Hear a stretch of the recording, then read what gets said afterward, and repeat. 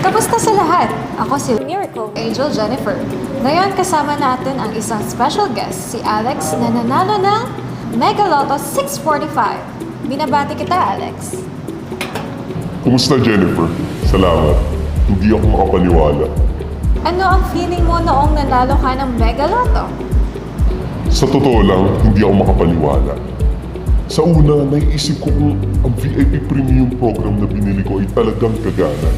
Sinuri ko ang mga numero at loterya at nakita kong tama ang mga numero.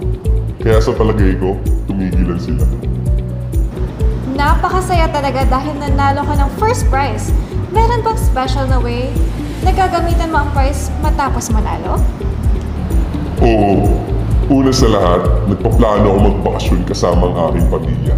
At nais ko magbigay ng isang maliit na regalo para sa aking kaibigan na nagtiwala at palaging sumusuporta sa akin. Ang gandang plano. Maraming tao ang sumubok sa lottery. May tip ka ba na maire-recommend, Alex?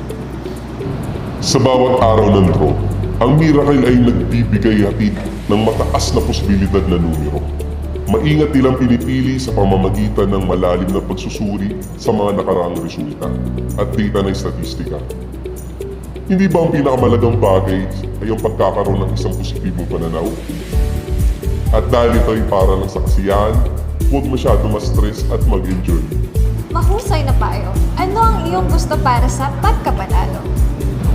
Hangad ko ang lahat ay nasa mabuting kaligayahan at nais kong ipagpatuloy ang pagbabahagi ng kaligayahan ito sa inaarap. Salamat, Alex. Inaasahan kong mag-continue ang maligayang journey mo kasama ang lottery. Salamat sa pagsali sa amin ngayon.